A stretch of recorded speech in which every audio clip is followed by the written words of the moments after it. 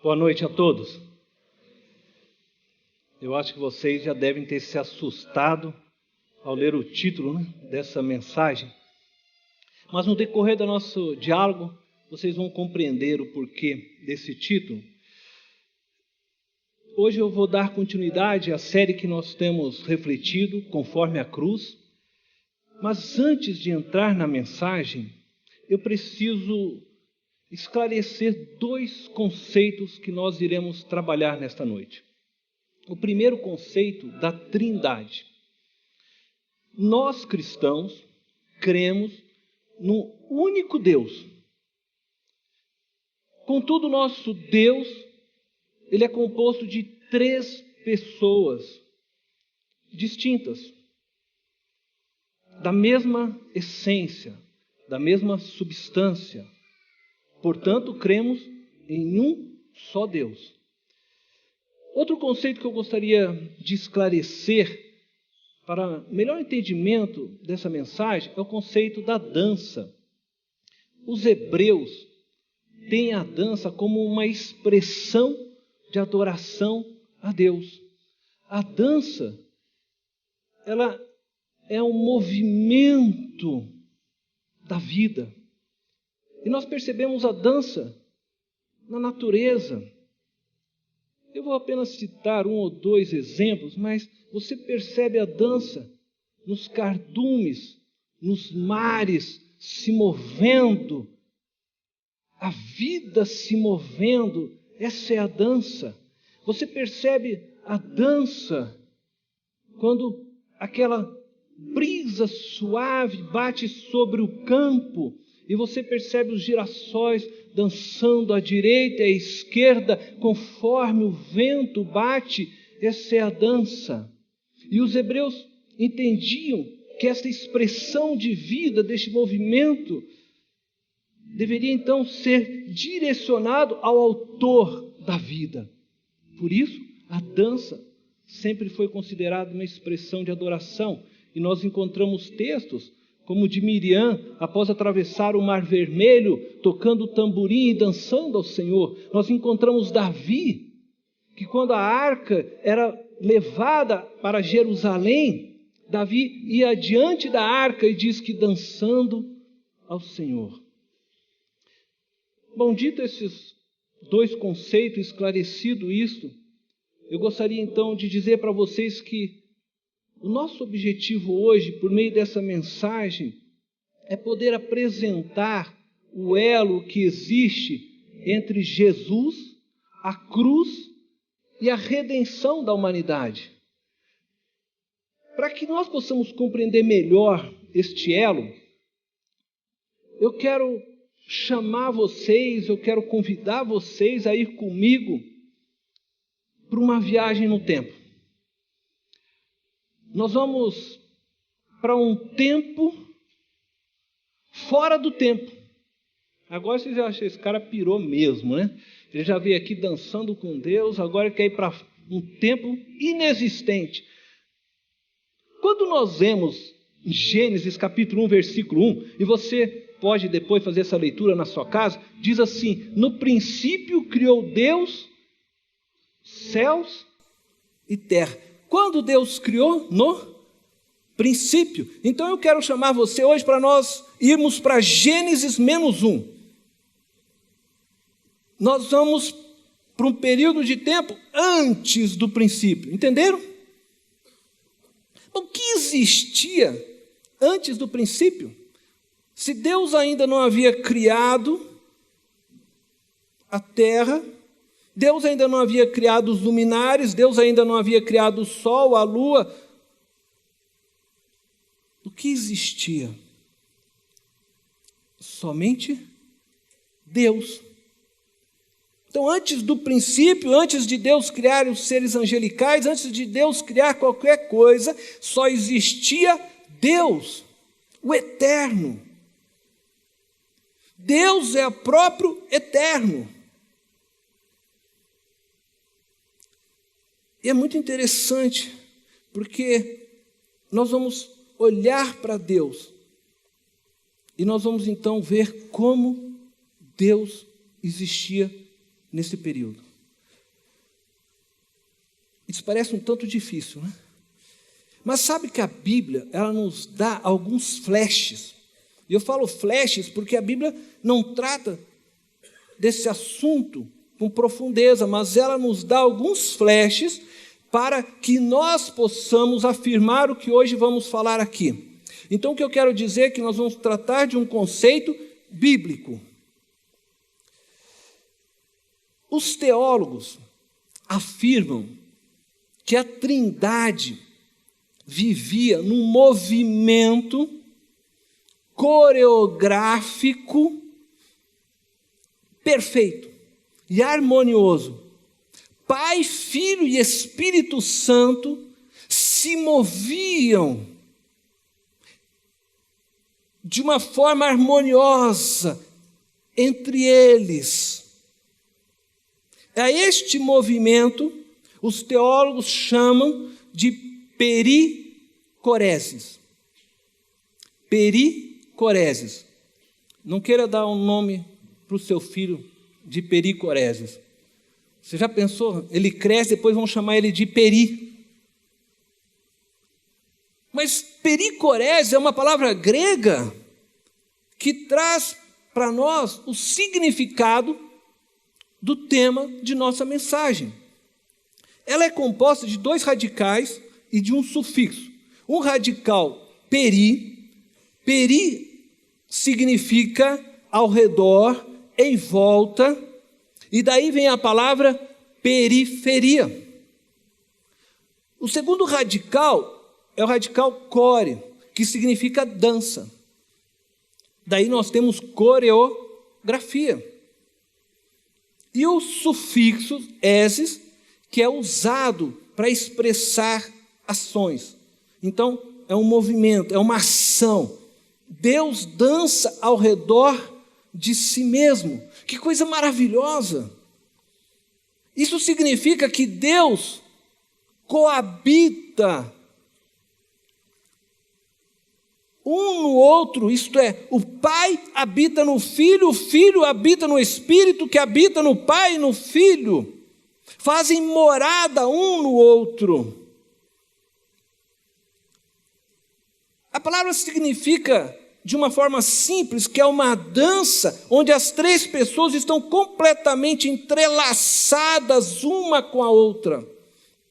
Dançam em uma sintonia perfeita, numa sintonia harmoniosa, onde existe uma entrega completa um para o outro, num perfeito e puro amor. A comunidade do amor, formada pelo Pai, pelo Filho e pelo Espírito Santo. E eles compartilham da vida um do outro, de uma forma completa, sem, contudo, perder a identidade.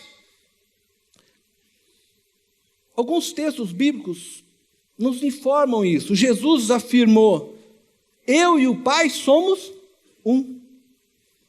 Quem vê a mim, vê o Pai.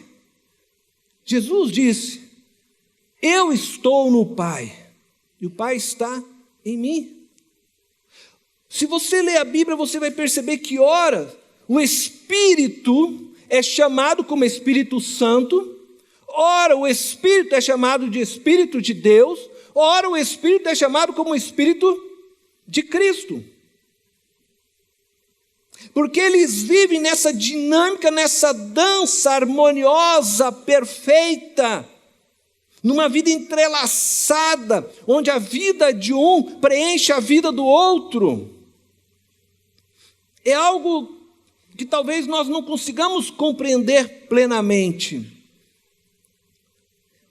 De forma que um contém o outro e é contido pelo outro.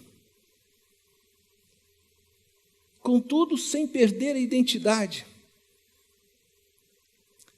Às vezes, o Pai conduz a dança. Às vezes, o Filho conduz a dança. Às vezes, o Espírito conduz a dança. E nós olhamos para a história e nós percebemos esse movimento dentro da história. E muitas vezes um está em evidência, outra vez o outro está em evidência, neste movimento e nessa dança contínua sem fim, que produz vida. E em meio a essa dança,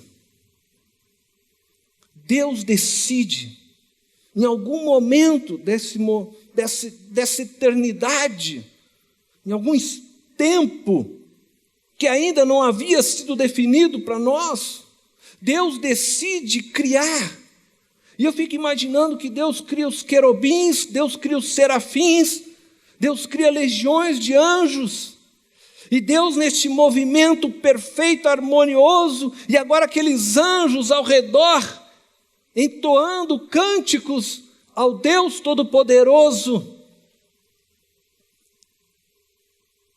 E o salão celestial formado, que lindo. Mas Deus decide então criar os céus e a terra, conforme nós lemos em Gênesis 1:1, e Deus cria o universo, conforme nós hoje conhecemos, e Deus vai criando, mas no sexto dia, diz a palavra de Deus, Deus cria um ser, a coroa de toda a sua criação, um ser feito à sua imagem e semelhança, um ser chamado humano.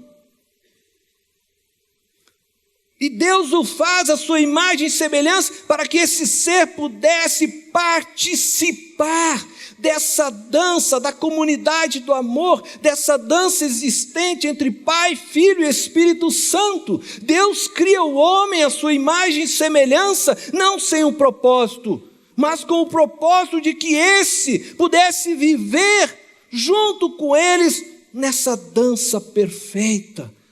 E nesse salão celestial construído por Deus, o homem pudesse viver abundantemente. Assim era o paraíso. Assim é o que acontece antes do homem e da queda. O homem estava ali com Deus, vivendo debaixo desse cuidado, desse movimento de Pai, Filho e Espírito, e Deus passeava no Éden, Deus conversava com o homem, se relacionava perfeitamente com o ser humano, e a vida de Deus sustentava o homem e toda a sua criação. E eu imagino comigo, porque lá em Colossenses diz assim que Deus criou os céus e a terra, e Deus criou todas as coisas nele. Então eu imagino que lá no início de toda a existência, em algum espaço dele mesmo, Deus criou todas as coisas, e tudo subsiste nele, e depende dele. E Deus faz o homem, e dá ao homem o privilégio de participar dessa dança magnífica, perfeita. Entretanto, o homem causa uma ruptura naquela linda dança. O homem escolhe dançar sua própria dança. O homem escolhe romper com Deus e dizer: eu mesmo vou conduzir a minha vida, eu mesmo vou ditar o ritmo que eu quero dançar. Conforme nós lemos em Gênesis capítulo 3, quando ele come do fruto da árvore, e ele estava dizendo: serei como Deus.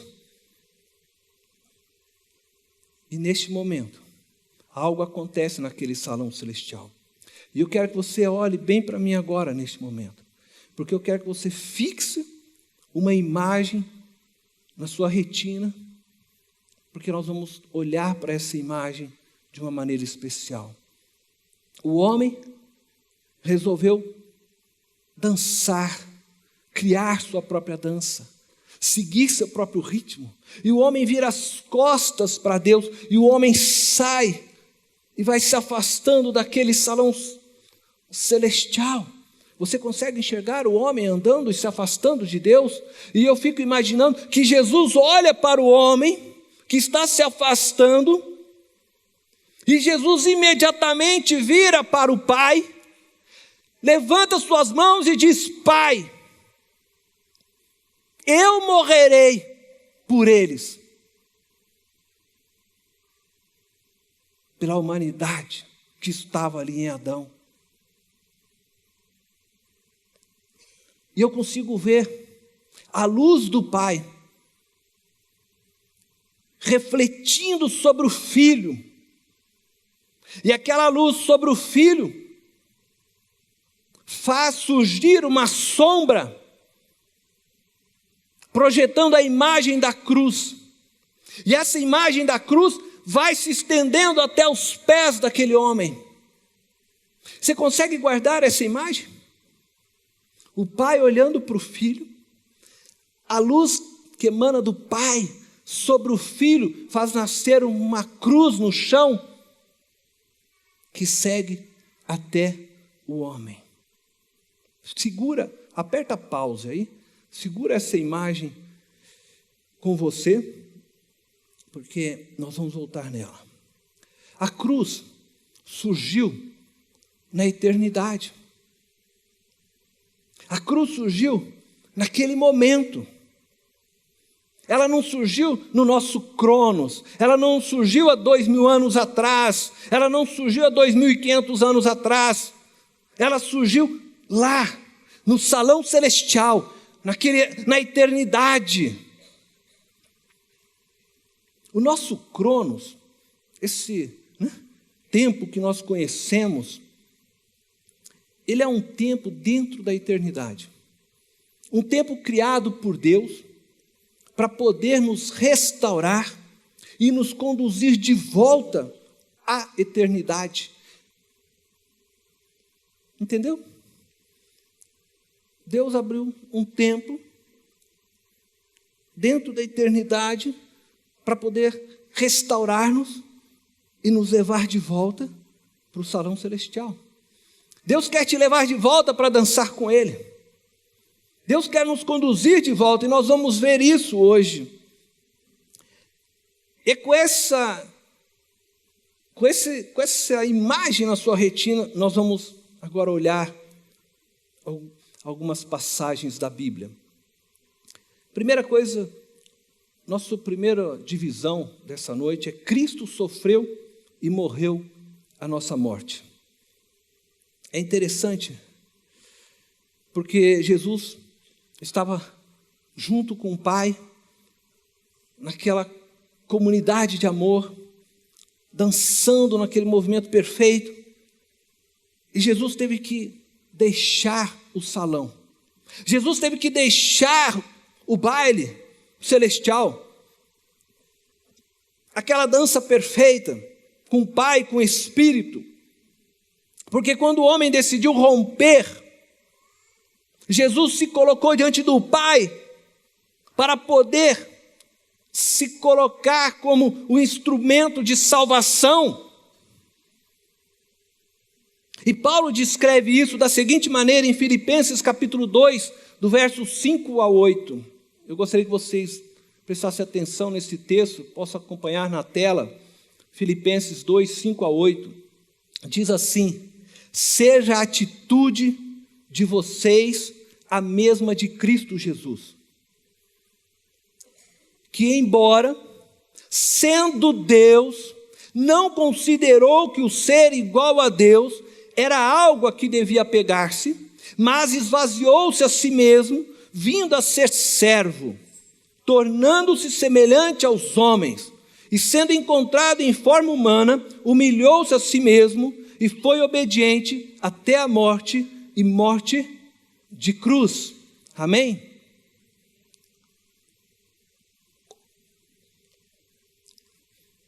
Eu queria que você prestasse atenção no texto novamente. Se puderem voltar esse texto, por favor. Seja a atitude de vocês a mesma de Cristo. E qual a atitude de Cristo? Aqui tem uma coisa maravilhosa. Olha, o texto diz: embora sendo Deus. Sabe que todas as vezes que nós lemos esse texto, ou pelo menos a grande maioria das vezes, nós temos a tendência de ler esse texto olhando para Jesus, o homem. E aí nós pensamos assim: puxa vida, né? Jesus teve fome, como um ser humano, como você e eu. Quem sabe você está aqui agora nesse momento, está com fome. E aí nós pensamos assim: mas Jesus, mesmo com fome, ele não usurpou ser igual a Deus. Ele podia, se ele quisesse, fazer aparecer um Big Mac na mão dele. É Deus, mas ele não fez. Você pode pensar, Jesus teve sede. Puxa, Deus com sede, ele até poderia, se ele quisesse, né, fazer aparecer lá uma Coca-Cola, né, um Guaraná gelado, mas ele não fez. Puxa, ele sendo homem não considerou. Para, nós estamos lendo o texto da terra, vamos voltar a isso. Lembra da imagem? Jesus se colocou diante do Pai, e ali ele diz: Pai, eu morrerei por eles. O texto está se referindo a este momento. Seja a atitude de vocês como a de Cristo. Embora sendo Deus, ele não está, embora sendo homem, embora sendo Deus. O texto original do grego, eu fui pesquisar, diz assim: o qual existindo na forma de Deus. É mais claro, né? O qual existindo na forma de Deus, não ainda na forma de homem, mas na forma de Deus. Ele não considerou o ser igual a Deus algo que ele devia apegar-se. E eu fico imaginando Jesus, o Pai olhando, e Jesus, quando dá aquele grito ao Pai, diz: Pai, eu morrerei por eles. Ele o fez, porque ele ali, Deus, foi capaz de abrir mão da sua própria divindade. Não é o homem abrindo mão da divindade, é o Deus abrindo mão da sua própria divindade para se fazer homem. Mas esvaziou-se a si mesmo, diz o texto, vindo a ser servo, tornando-se semelhante aos homens. Veja, na forma de Deus, ele abriu mão da sua divindade. E sendo encontrado em forma humana, humilhou-se a si mesmo. Eu vejo duas vezes aqui Jesus se humilhando.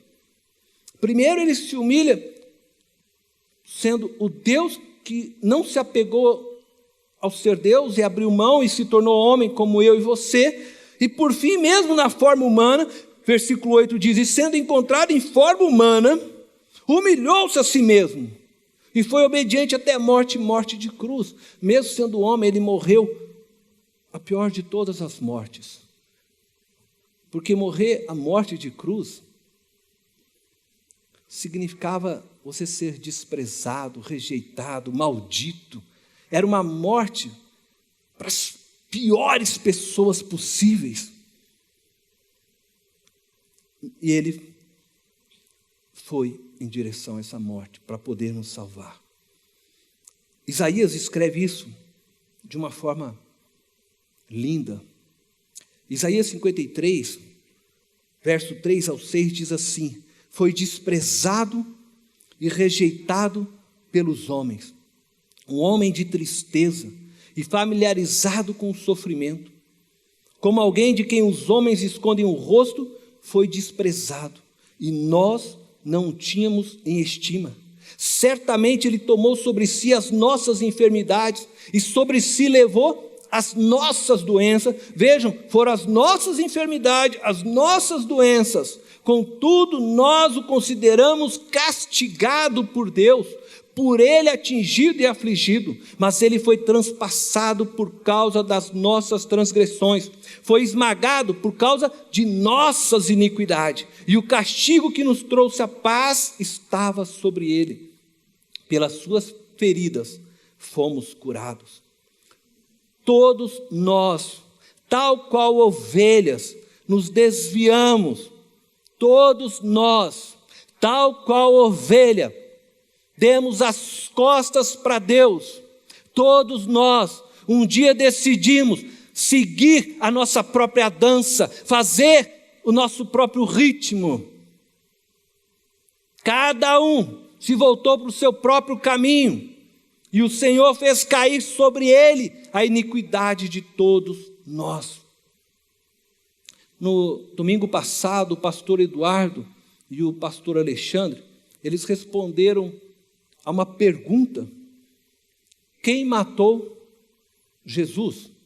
Ou quem o crucificou? Se eu não me engano, foi outro tema. Eu não quero responder essa pergunta, o pastor já respondeu essa pergunta, mas eu quero dizer quem enviou ou o que, na verdade, enviou Jesus para a cruz. O que enviou Jesus para a cruz não foi somente a ambição de Judas, não foi somente a inveja dos sacerdotes, e não foi tão somente a covardia vacilante de Pilatos, mas foi a nossa própria ganância, a nossa própria inveja, a nossa própria covardia, a nossa própria decisão de seguir a nossa própria dança e música. Eu não sei como descrever para vocês a dor vivida por Jesus naquelas 6 horas finais da sua vida. Muitos de vocês já devem ter visto filmes descrevendo, mas a dor é indescritível. Jesus foi chicoteado por diversas vezes.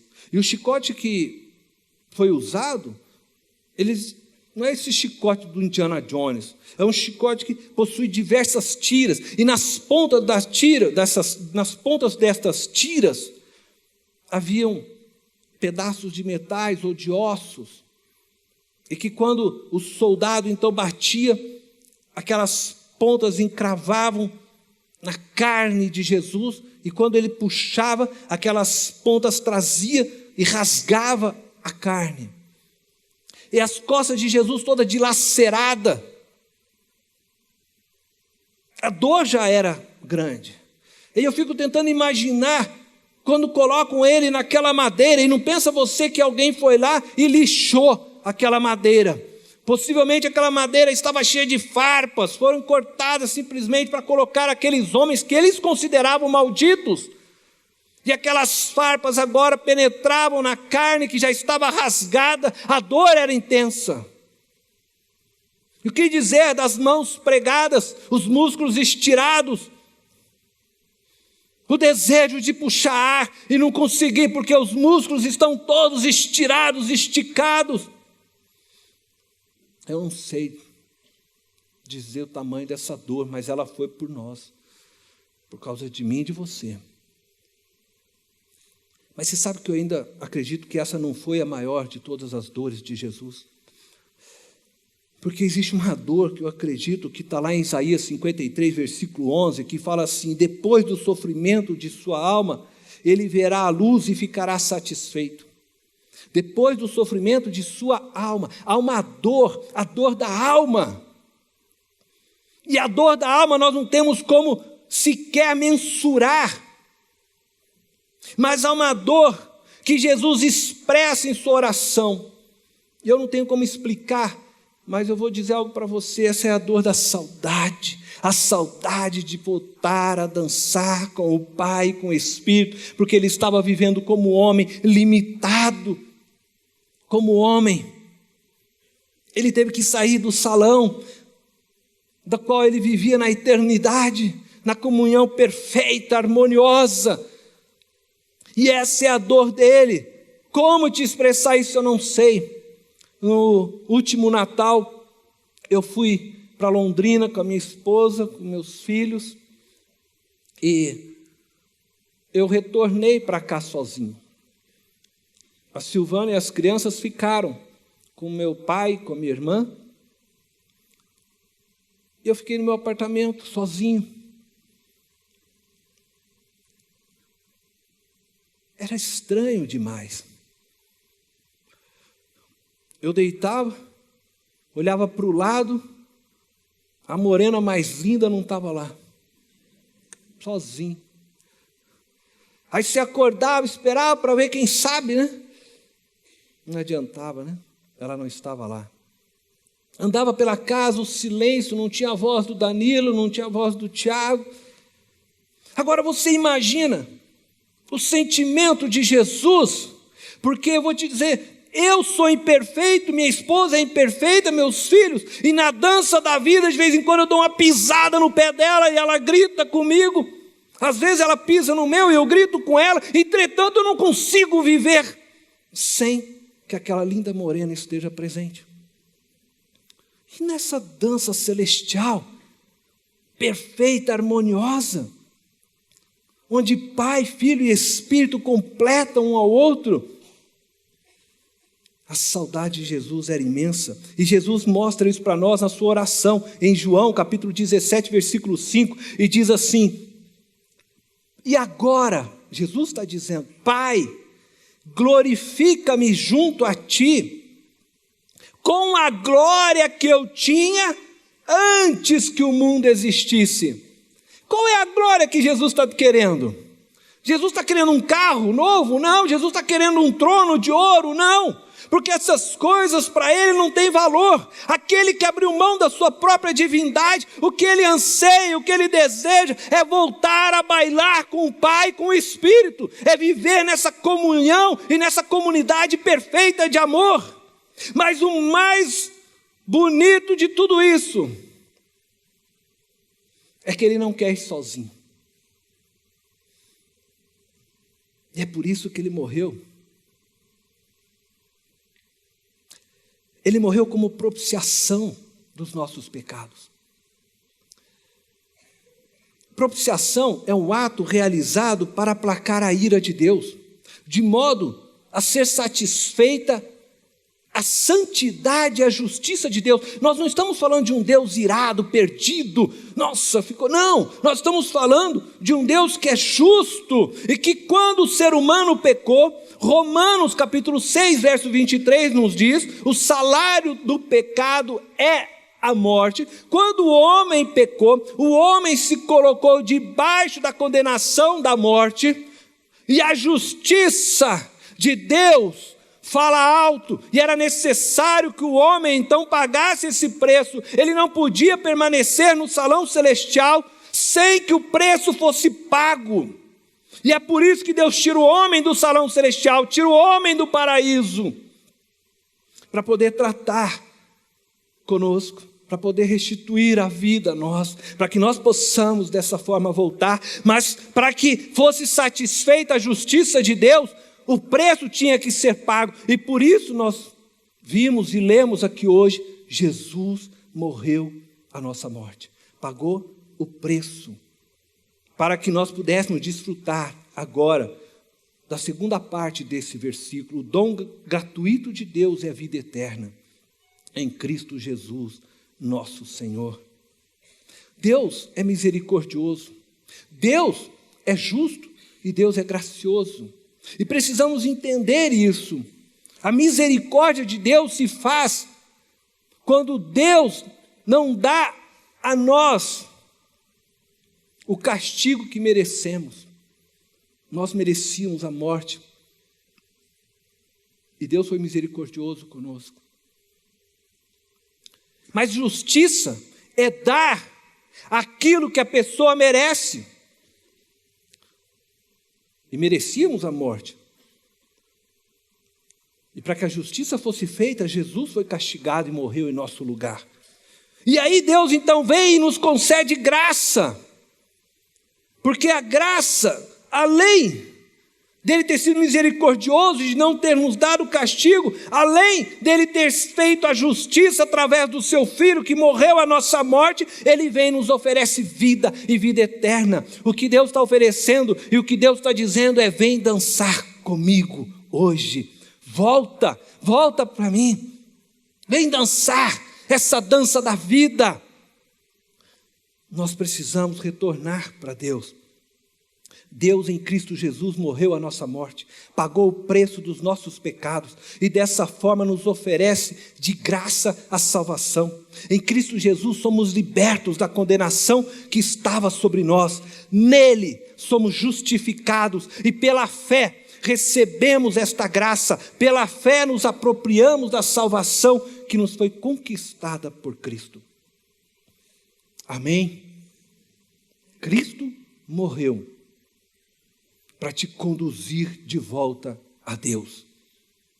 Em 1 Pedro capítulo 3, versículo 18 diz: pois também Cristo sofreu pelos pecados, uma vez por todas, o justo pelos injustos, para conduzir-nos a Deus.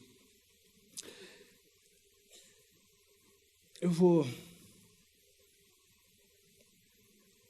fazer um negócio para não desligar o microfone. Consegui tirar aqui. Isso aqui é um celular. Poderia ser o homem. enquanto ligado à fonte de energia, ele tem vida. Enquanto o homem estava dançando com Deus no paraíso, a vida de Deus fluía. Mas quando o homem decidiu sair do salão, a vida se tornou limitada. O Cronos foi disparado. E esse celular, se não voltar à fonte de energia, ele vai acabar, vai apagar. E o único jeito dele voltar à fonte de energia, ele precisa se conectar de novo. Precisa ser ligado lá. Se nós não voltarmos, se nós não nos conectarmos de novo com Deus por meio de Cristo Jesus, nós iremos acabar. Se conectar com Deus é entrar na dança da Trindade.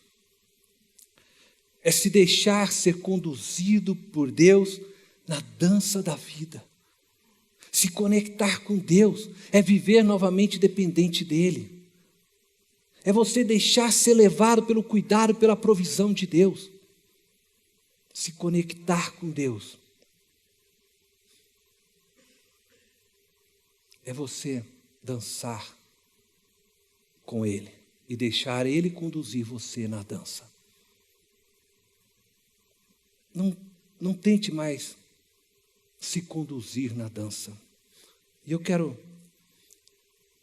poder fechar com vocês lendo João capítulo 17, verso 20 e 21. Diz o texto assim: minha oração, Jesus está orando, e ele diz, minha oração não é apenas por eles, ele está se referindo aos seus discípulos que estavam ali. Rogo também por aqueles que crerão em mim. Agora você pode colocar o seu nome aí. O meu nome é por nós. E por meio da mensagem deles, para que todos, veja, Jesus está orando para que todos sejam um. Pai, como tu estás em mim e eu em ti, que eles também estejam em nós, para que o mundo creia que tu me enviaste. Jesus está dizendo de uma forma simples: Pai, eu oro, para que assim como eu danço com o Senhor no salão celestial, eu sou um com o Senhor é um comigo, eu habito no Senhor, o Senhor habita em mim, Pai, eles também venham dançar conosco. Jesus não quer ir sozinho, Ele quer nos levar, Ele te convida para isso. A oração de Jesus nos ensina que a dança da Trindade é uma dança inclusivista, aberta para todos que desejam participar. Isto significa que somos chamados para vivermos de forma aberta ao outro, a incluir o outro em nossas vidas. E eu quero lançar aqui 3 perguntas para uma reflexão. Mas enquanto eu vou apresentar essas perguntas, eu gostaria de pedir que os irmãos que estarão servindo a mesa do Senhor, eles possam se direcionar aqui até a mesa. E eu quero dizer para você, e quero fazer para você 3 perguntas. Gostaria que, se você puder, pode fotografar essas perguntas e que você possa refletir sobre elas. Se você deseja viver conforme a cruz, você precisa considerar,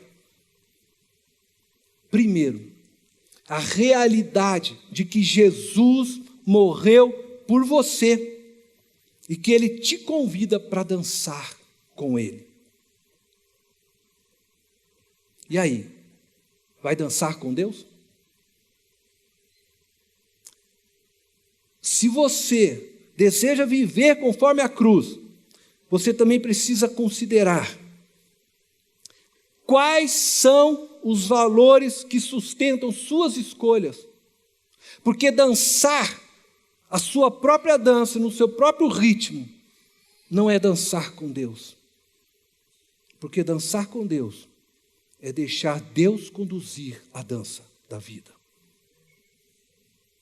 E se você deseja viver conforme a cruz, esteja aberto para novos relacionamentos, com o fim e o propósito e a intencionalidade de levar eles também a dançarem com Deus, junto com você.